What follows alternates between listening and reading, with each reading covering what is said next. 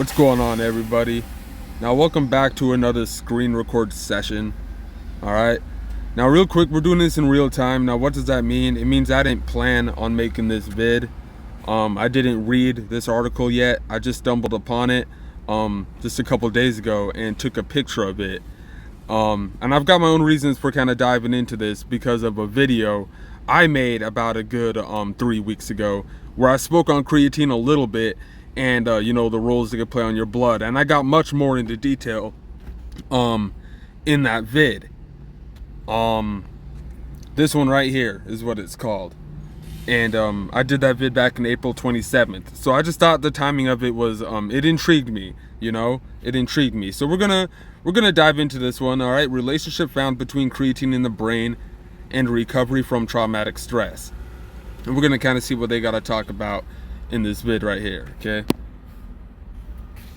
see if we can find it here. All right, by Eric W. Dolan. All right, May 13th, 2024. All right, so it said there may be a relationship between creatine and recovery from traumatic stress. All right, this is under the category of PTSD.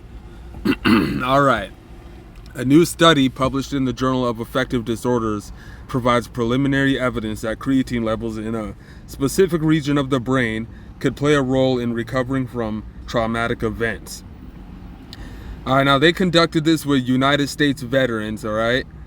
And it says the study was motivated by the need to understand why individuals recover from traumatic events while others actually develop PTSD. Okay? And for those of you, PTSD is a mental health condition that can develop after a person has experienced or witnessed traumatic events, natural disasters, accidents, terrorist acts. Okay, we know how that goes. And the thing I'm seeing with the study is that they only did it on veterans, though. Okay? So, I mean, that's a pretty... Creatine, all right, now creatine is an organic compound that plays a crucial role in energy production in cells, all right? And it predominantly found in muscle and brain tissues to maintain energy supply. Okay, and it says researchers hypothesized that creatine levels in the brain could influence an individual's ability to recover from trauma by affecting the energy availability in critical brain regions. And they conducted brain scans with a group of 25 U.S. veterans recruited from the Intermountain West region of the United States. And upon enrollment, participants completed a series of questionnaires to gather data on their demographics, mental health status, and history of traumatic events. And of course did neuroimaging, okay, something we could relate to here. They do that with surgical procedures that need to get done.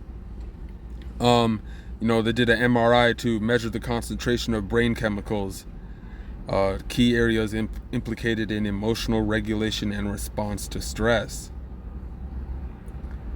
Okay, so researchers did not find significant relationships between creatine levels and either the number of traumatic events experienced or the current severity of PTSD symptoms as measured by the PTSD checklist for DSM-5.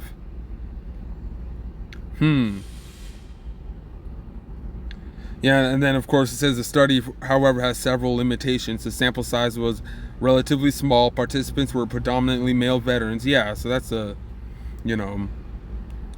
let me see here. It says future research could include a larger, more diverse population, expanding the research to clinical samples with some more severe PTSD. All right, so that's a pretty interesting read. That's pretty interesting. They didn't really, they concluded that, if replicated in larger samples, creatine levels may show promise as a novel target for intervention to improve mental health outcomes following exposure to traumatic life events. Okay, so that's a pretty interesting read.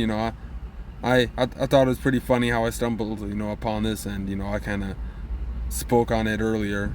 So but anyway, let me know what you guys think about this article, and I'll have more vids up here soon. But this was pretty interesting.